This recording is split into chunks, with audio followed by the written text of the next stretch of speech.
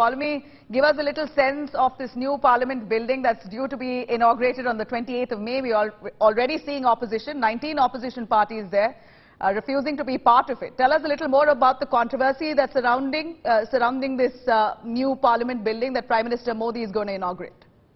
Well, as you pointed out, Nabila, at least 19 opposition parties have issued a joint statement stating their reasons for why they will not be attending that inaugural ceremony, which is to happen inside the Parliament House complex on the 19th, or I beg your pardon, on the 28th of May.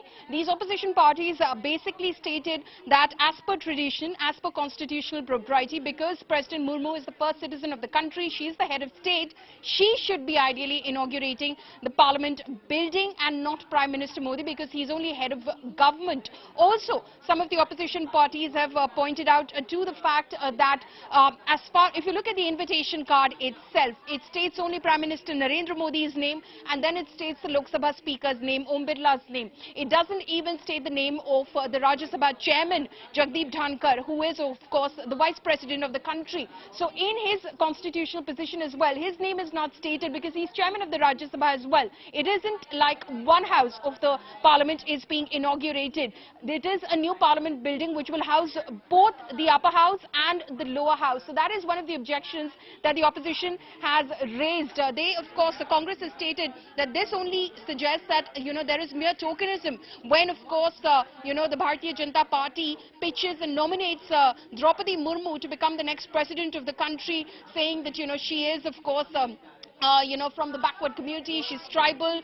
This is extremely big a step, a woman being pitched for the position. But eventually, when it comes to according her the rightful stature that she is, occupies, and the office that she occupies, that is not given to her. So that is the controversy that has broken out. So several opposition parties, Nabila, including the Congress, the Aam Aadmi Party, RJD, DMK, NCP, Trinamool Congress, are likely to boycott this program, several of them having stated so on record. But there are, of course, parties like the YSRCP, the TDP, the BJD that will be attending that program. So already this entire event, which is, of course, going to be a historic moment, is now turning into a very political controversial flashpoint, as far as the government and the opposition is concerned, Nabila. As the BJP, in response to the opposition parties' allegations, claim that opposition parties lack national spirit or a sense of pride for the country. While being asked questions by those journalists at that press conference, Home Minister Amit Shah responded saying, "I do not want to mix politics with this." Tell us a little more on the response coming in from the Home Ministry. The Home Minister, of course, was addressing that press conference. He was, of course, speaking about a very, very important tradition which will be, in fact, reinvigorated when, of course, the new Parliament building will be inaugurated by Prime Minister Modi on May 28th. At that point, of course, the Prime Minister in that press conference was asked about the boycott of certain opposition parties of this program, this historic moment which India will be witnessing on Sunday, on May 28th. He said that we have, of course, extended our invitation to everyone. I don't want to bring in politics today, but we've extended an invitation to everyone, and everyone may choose to come based on their own sentiments and how they think best. But that is what we've done. We've extended the invitation for everyone to be present on this momentous occasion, which will be taking place a little past 12 in the noon on May 28th. So politics is erupted over this. Many, of course, are seeing this as the opposition's attempt in order to forge a united front before the 2024 Lok Sabha elections, bring everyone on the same page, say that this is an insult to the President and the position that she occupies as head of state. She should be inaugurating the new Parliament building and not Prime Minister Modi. And this is how they seem to want to come together. Remember that there have been various, incidents or various moves that are being currently, being taken by opposition leaders like Nitish Kumar and Arvind Kejriwal in order to forge a united front.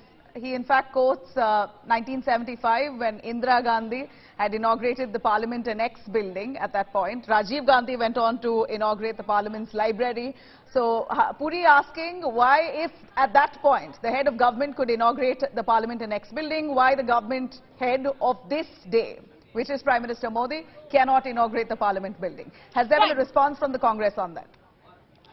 Well, there hasn't been a response yet, but that is the centre's argument that this is not the first time. In fact, if you're suggesting that this is a break from protocol that Prime Minister Modi and the central government is indulging in, then this is not the first time that a head of government has inaugurated anything which includes complexes within the Parliament House complex. So, for instance, as you stated, the BJP's argument is that former Prime Minister late Indira Gandhi also inaugurated the Parliament House Annex building in 1975. Former Prime Minister late Rajiv Gandhi inaugurated and laid the foundation stone for the Parliament Library building in 1987 inside the Parliament House complex. Sonia Gandhi, when she in fact did not hold any position in government, she in fact laid the foundation stone for the Atal Tunnel as well as the Bandra-Worli Sea Link in Mumbai. So it's not the first time that someone who you think is not the right person to inaugurate or lay the foundation stone for a project